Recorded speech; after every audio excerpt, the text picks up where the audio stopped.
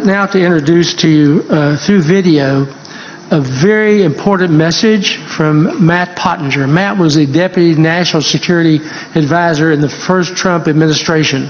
He is a remarkable gentleman, lived in China about 30 years, and clearly understands the threats facing the world today. As we look at the scope of the geopolitical aspects, concerns we have from vis-a-vis Russia, Iran, North Korea, China.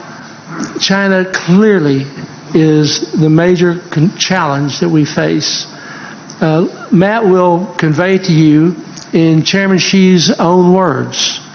You'll see clips of Chairman Xi's statements that he has made to his own Congress of what the intent is for global Chinese Marxist communism. So if you would like to receive a copy of this video, see Lucas and he'll forward it to you. I think you'll find it extremely helpful. So we could proceed with the video from Matt Pottinger. Thank you. May need to dim the lights. It's an honor to be invited to speak to you today. The Parliamentary Intelligence Security Forum has played a pivotal role bringing together parliamentarians and other officials from nearly 100 countries to discuss matters of security and technology that affect us all. I'd like to extend my deepest thanks to my friend, Congressman Rob Pottinger, for your leadership of this forum. The nature of global threats today requires robust cooperation among the countries gathered for this forum. Clear analysis, frank discussion, and forthright collaboration are a prerequisite for successfully confronting global threats. Yet there is one government in particular that, far from helping to solve challenges, is a net contributor to the biggest problems we face. The Chinese Communist Party, which currently rules China, is engaged in activities that endanger our health, prosperity, security, and liberty. Beijing undermined our health with its reckless cover-up of the COVID outbreak in Wuhan in late 2019, seeding a global pandemic that has killed millions. And it threatens even worse to come through its biological warfare programs, which violate its treaty commitments to all nations. Beijing further undermines our health as the single greatest source of greenhouse gases in our atmosphere and of pollution in our oceans. Beijing weakened our prosperity through its state-sponsored theft of intellectual property and its official subsidies, protectionism, and dumping practices which punish innovation and competition by law-abiding nations and entrepreneurs. Beijing stripped away our security by backing rogue dictators in Russia, Iran, Venezuela, and North Korea. Xi Jinping signed a no-limits pact with Vladimir Putin on the eve of Russia's re-invasion of Ukraine in 2022, helping cause the largest war in Europe since World War II. Even now, Beijing spends more money on pro-Russian propaganda worldwide than even Russia itself spends. And Beijing is threatening to wage a war over Taiwan that would devastate the global economy and trigger a possible third world war. Beijing threatens our liberty through its coercive, corrupt, and covert lending activities in the global south, and through its multi-billion-dollar propaganda and influence activities. Through its debt diplomacy and loan sharking, Beijing seeks to co-opt our elites. Through its control and manipulation of social media platforms, such as TikTok and WeChat, Beijing influences ordinary people by the hundreds of millions. For too long, too many of us around the world have indulged the wishful view that if we opened our markets to China, transferred more of our technology, invested greater sums of money, and trained more Chinese technocrats, government officials, and scientists and military officers, we might finally persuade China's leaders to see the world how we do. We told ourselves that a policy of engagement at any cost would result sooner or later in the liberalization of China's economy, society, and perhaps even its politics. These assumptions were reasonable to make a quarter century ago when the Soviet Union had recently collapsed and democracy was spreading around the globe. But Chinese leaders, we now know, have shown tremendous determination to avoid the fate of the Soviet Union, less by emulating democracies than by exploiting, outmaneuvering, and undermining them. Beijing has been waging a silent Cold War against democracies when we thought such thinking had ended at the close of the 20th century. For some people, it's hard even now to let go of the myths that we've held about China's rulers and their intentions. Sometimes it helps to listen to China's leaders in their own words. Myth number one is that the Chinese Communist Party is communist in name only. 我志愿加入中国共产党。我志愿加入中国共产党。保守党的秘密。保守党的秘密。为共产主义奋斗终生。为共产主义奋斗终生。In a once secret speech to the party's Central Committee, Xi Jinping said, quote, "Facts have repeatedly told us that Marx and Engels' analysis of the basic contradiction of capitalist society is not outdated, nor is the historical materialist view that capitalism will inevitably perish and socialism will inevitably triumph." Myth number two is that Beijing isn't seeking to spread its own autocratic model or upend the liberal international order.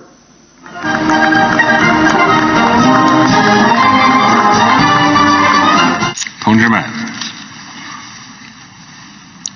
今天我们纪念马克思，是为了向人类历史上最伟大的思想家致敬。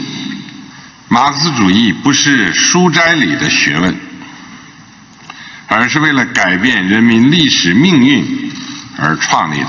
坚守共产党人的理想信念，像马克思那样为共产主义奋斗终身。 China's new official ideology, called Xi Jinping thought, advances the notion of Chinese political and cultural supremacy. It even attacks the centuries-old concept of a world composed of sovereign nation-states. Xi Jinping thought states that, quote, "All mankind needs a new order that surpasses and supplants the balance of power. A new world order is under construction now that will surpass and supplant the Westphalian system." Toward this end, Beijing is promoting the idea that single-party autocracy is superior to democracy, not just in China, but around the world. As Dutch and American news reporters recently discovered, the Chinese Communist Party has set up a leadership school in Tanzania to indoctrinate African officials in the idea that the ruling party should sit above the government and the courts, and that fierce discipline within the party can ensure adherence to party ideology. In other words, the Chinese Communist Party is exporting its autocratic model, even as that model is showing serious signs of failure inside China itself. Myth number three is that Beijing isn't pursuing a zero-sum competition with democracies or a new Cold War. According to an official textbook on Xi Jinping thought, quote, "Xi Jinping has emphasized that our state's ideology and social system are fundamentally incompatible with the West. Xi has said this determines that our struggle and contest with Western countries is irreconcilable.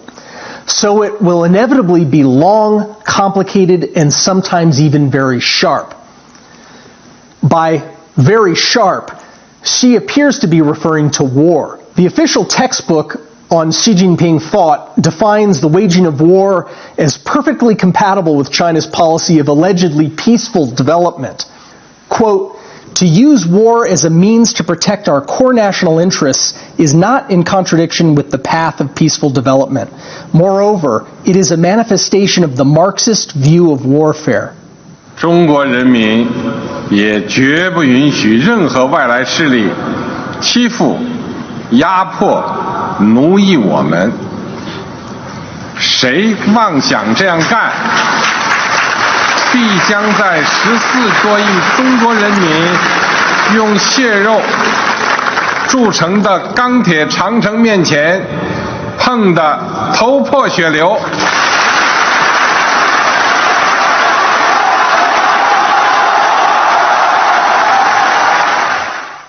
So those are examples of the Chinese Communist Party's real intentions in its own words. For years, Chinese leaders have hidden their true intentions behind the facade of a country eager to join the international system and willing to abide by its norms. Dual messaging, that is, deceptive external propaganda for foreign ears, twinned with authoritative internal guidance for party members, comes naturally to the party. Hence, we have Chinese leaders outwardly urging, quote, peace talks to end Russia's war in Ukraine, while those same leaders secretly connive internally to provide Moscow with lethal arms to lengthen the war. Publicly, Beijing feigns neutrality with calls for respecting the sovereignty of all countries. Behind closed doors, it has described Russia's invasion of Ukraine as, quote, a counterattack, and, quote, the only action that could be taken.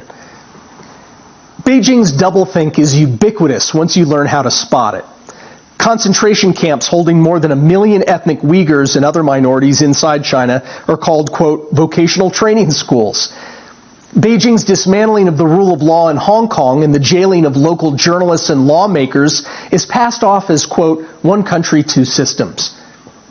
The use of covert operations to interfere in the elections of Canada and other democracies is disguised as civic engagement and couched in gauzy slogans advocating, quote, a community of common destiny for mankind.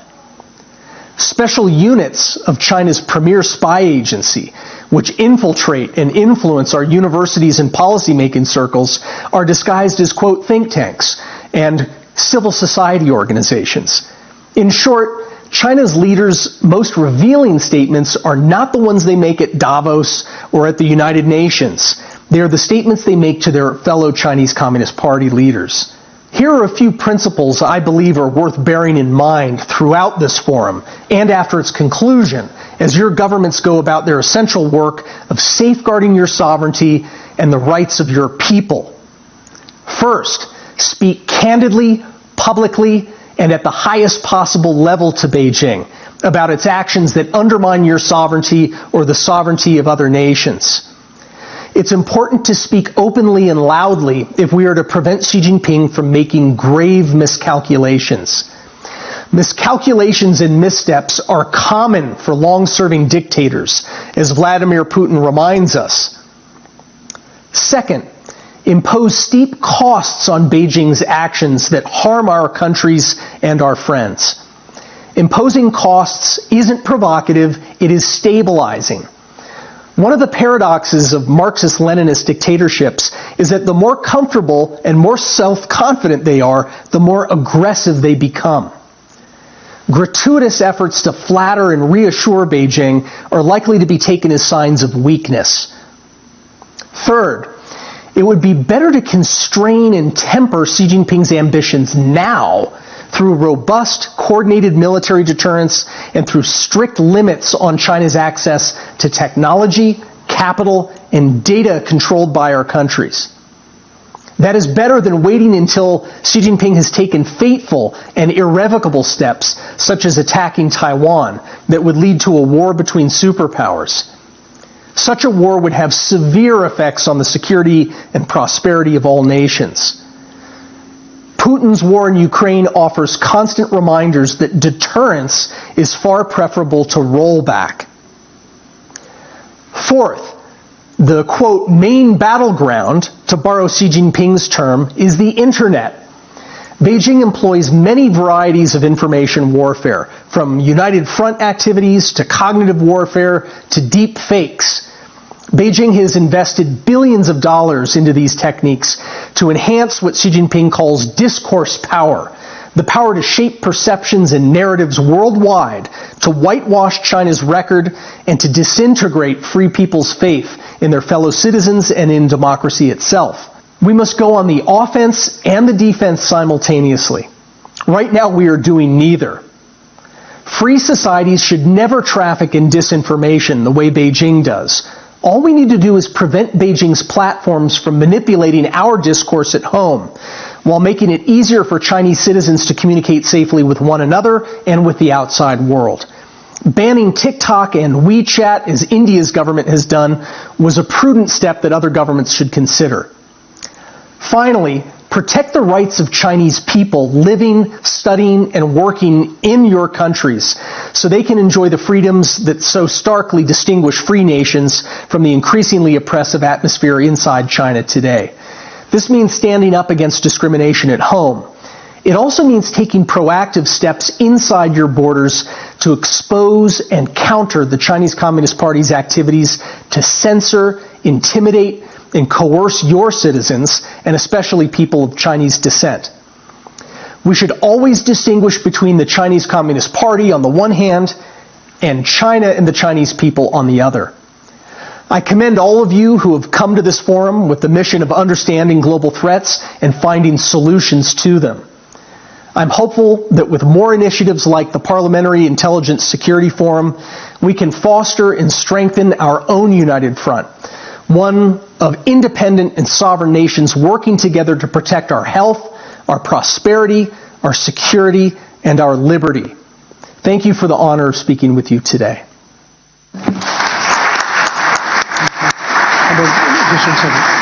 Thank you.